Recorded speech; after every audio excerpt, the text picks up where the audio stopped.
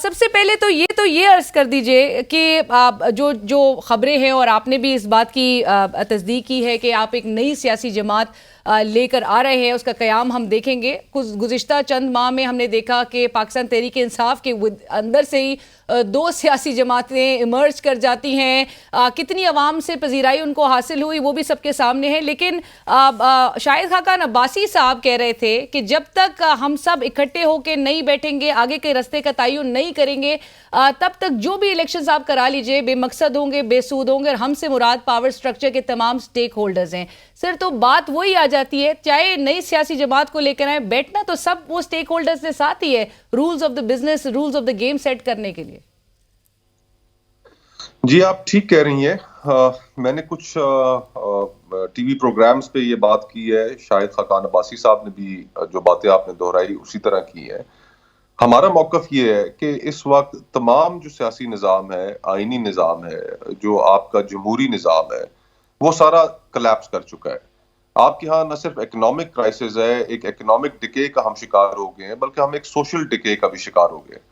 سیاسی جماعتیں لوگوں کی پرابلمز کو حل کرنے میں مکمل طور پہ ناکام ہو چکی ہیں. پچھلے 3 سالوں میں آپ مجھے بتائیے کہ کوئی ایک ایسی سیاسی جماعت ہے، نام آپ مجھے بتا سکتی ہیں کہ جو حکومت میں نہ رہی ہو؟ تحریک انصاف حکومت میں رہی، پیپلز پارٹی حکومت میں رہی، نون لیگ حکومت میں رہی، جے یو آئی حکومت میں رہی، اے این پی حکومت میں رہی، ایم کیو ایم حکومت میں رہی. تمام جماعتیں حکومت میں رہنے کے باوجود عوام کے مسائل تو وہیں پر کھڑے ہیں. تو پھر آخر ہم نے کیا اسی بھنور میں پھنسے رہنا ہے؟ ہم نے نئی ابتدا کرنی ہے، کوئی راستہ تلاش کرنا ہے اپنے لیے. آج جس نہج پہ ملک کھڑا ہے، کیا کوئی عقل رکھنے والا آدمی اس بات کے اوپر ڈیبیٹ کر سکتا ہے کہ ہم ایک بہت بری جگہ پہ کھڑے ہیں؟ چند دن پہلے ایشین ڈیولپمنٹ بینک کی رپورٹ آئی. اس رپورٹ کے مطابق ساؤتھ ایشیا کی 25 اکانومیز کو انہوں نے جج کیا. پاکستان کی معیشت باٹم 5 میں انہوں نے رکھی، اور ساتھ یہ بھی کہا کہ پاکستان کی جو گروتھ ہے وہ ریجن میں سب سے کم 1.5% تک رہے گی، اور سب سے زیادہ انفلیشن تقریباً 25% تک یہاں پہ رہے گی. اس میں کوئی شک نہیں ہے ملک جو ایک اکنامک ڈکے کی طرف جا رہا ہے. لیکن اس کا سلوشن کیا واقعی میں ایک نئی سیاسی جماعت کے ایمرج کر جانے سے ہے، یا آپ سمجھتے ہیں کہ وہ سپیس بھی اس وقت بچی ہے کہ ایک نئی سیاسی جماعت کا قیام عمل میں لایا جا سکے؟ دیکھیں یہ لاسٹ ڈچ ایفرٹ ہے. ہم پچھلے 1 سال سے جب ہم نے محسوس کر لیا کہ یہ نظام ڈیلیور نہیں کر پا رہا اور اس نظام نے آگے جا کر کسی بڑے حادثے کا شکار ہونا ہے، تو ہم نے تو گفتگو کا آغاز اسی وقت کر دیا تھا.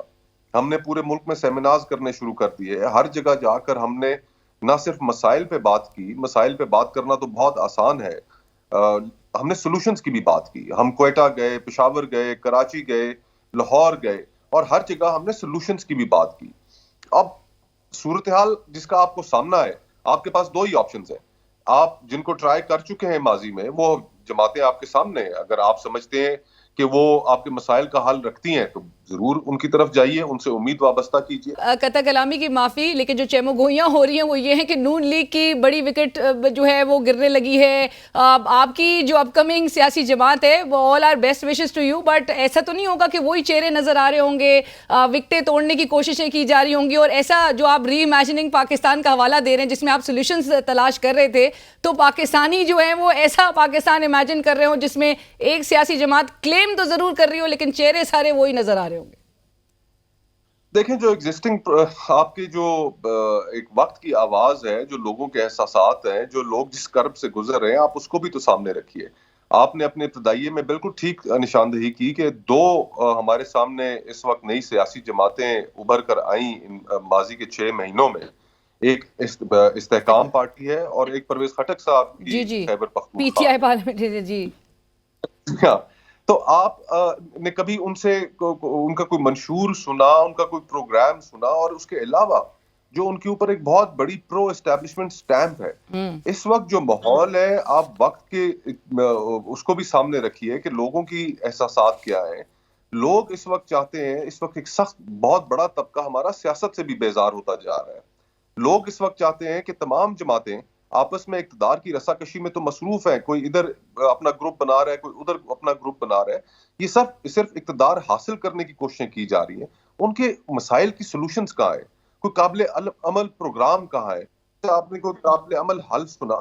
تو اب ہمیں جو ساری گفتگو ہے وہ گفتگو موڑ کے عوام کے ایشوز کی جانب لے کے جانی پڑے گی، اور سیاسی جماعتیں بتدریج اس میں ناکامی دکھا رہی ہیں۔ رائٹ، بٹ مصطفیٰ صاحب پھر یعنی کہ آپ جب ایک جماعت لے کر آتے ہیں تو آپ نیچرلی ایک اکنامک پلان پہ بھی کام کر رہے ہوں گے۔ آپ کو لگتا ہے اگر الیکشن کمیشن آف پاکستان نے جس طرح سے گزشتہ ہفتے اناؤنس کیا کہ لیٹس سے اگر پروبیبلٹی ہے بھی اس بات کی موجود کہ جنوری کے آخری ہفتے میں 2024 کے ہم الیکشنز کا انعقاد ہوتا ہوا دیکھیں گے، تو ایسی کیا چیز کریں گے یا ایسا کیسا پلان ہوگا جو کہ جو اکنامک حالات ہیں، جو معاشی حالات ہیں، وہ ٹرن اراؤنڈ ہو جائیں گے؟ ایسا کون سا پلان ہوگا جو کہ ایک معجزہ ہوگا کچھ ملک میں اور یہ نمبرز جو ہیں وہ ہمیں ٹرن اراؤنڈ ہوتے ہوئے دکھائی دیں؟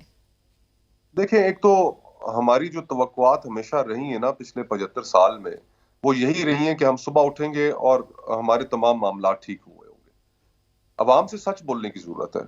آپ اتنا بگاڑ پیدا کر چکے ہیں کہ اس بگاڑ کو اگر آپ سمجھتے ہیں کہ ایک دن کے اندر ٹھیک کرنا، ایک سال کے اندر ٹھیک کرنا ممکن ہے، تو ویل اینڈ گڈ، آپ سے جو وعدہ کر رہے ہیں آپ اس کی جانب جائیے، آپ کو وہاں پہ سوائے دھوکے کے کچھ نہیں ملے گا۔ یہ جو بگاڑ ہم پیدا کر چکے ہیں، اس کے لیے آپ کو اب کنسسٹنٹ دیکھیں، یہ کہنا اور یہ باتیں کرنا بہت آسان ہے، میں بھی کر سکتا ہوں کہ یہ کریں گے تو فوراً چیزیں ٹھیک ہو جائیں گی۔ چیزیں اتنا بگاڑ ہم کریٹ کر چکے ہیں کہ چیزیں فوراً ٹھیک نہیں ہونی۔ ہمیں ایک بڑے پینفل پروسیس سے گزرنا ہے، ریفارم کے پینفل پروسیس سے گزرنا ہے۔ اب اس ریفارم کے نتیجے میں آپ کو جو ریفارمز کرنے کی ضرورت ہے وہ کیا ہے؟ فار ایگزامپل، آپ کو اس ملک کی بیوروکریسی کو ریفارم کرنے کی ضرورت ہے، آپ کے اس ملک کے نظام انصاف کو ریفارم کرنے کی ضرورت ہے۔ آپ اور میں جانتے ہیں کہ اس ملک میں وکیل ہوں کہ اگر کسی کو انصاف لینا ہو تو اس کو 20 سال 25 سال دوسری تیسری نسل کو جا کے انصاف ملتا ہے۔ ہمیں اس کو ٹھیک کرنا ہے۔ کون دنیا کا انویسٹر آپ کے ملک میں آ کے انویسٹمنٹ کرے گا جب آپ کا نظام انصاف ڈلیوری نہ کر پا رہا ہو، آپ کے پاس انویسٹمنٹس کی پروٹیکشن ہی نہ